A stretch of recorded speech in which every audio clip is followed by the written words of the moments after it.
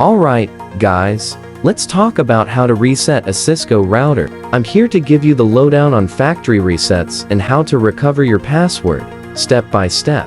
First off, let's clear up some terms, okay? Rebooting, resetting, and restoring are not the same thing. It's super important to know the difference. And don't worry, I'll break it all down for you.